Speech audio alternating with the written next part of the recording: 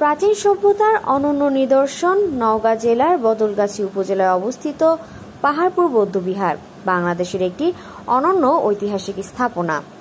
প্রাচীন বাংলা পাল সাম্রাজ্যের রাজধানীর সময়ে খ্রিস্টীয় অষ্টম শতকে ধর্মপাল এই বিহার নির্মাণ করেছিলেন বলে ধারণা করা হয়।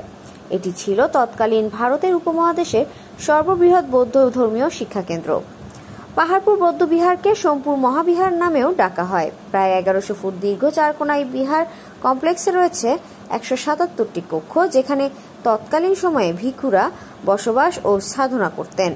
মূল মন্দিরের কেন্দ্রে বিশাল স্তূপ স্থাপন করা হয়েছে, যা আজও দর্শনার্থীদের বিস্মিত করে। 1985 সালে ইউনেস্কো পাহাড়পুর বৌদ্ধবিহারকে বিশ্ব ঐতিহ্যের তালিকাভুক্ত করে।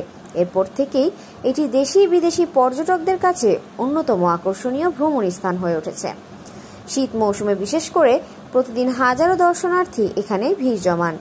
বাংলাদেশ প্রত্নতত্ত্ব অধিদপ্তরের তত্ত্বাবধানে বর্তমানে পাহাড়পুর বৌদ্ধবিহার সংরক্ষিত রয়েছে।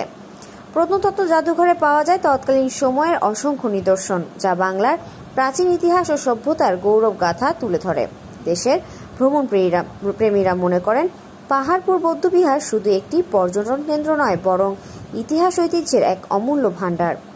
প্রাচীন সভ্যতা জানতে ও ঐতিহ্য অনুভব করতে এটি অনন্য স্থান।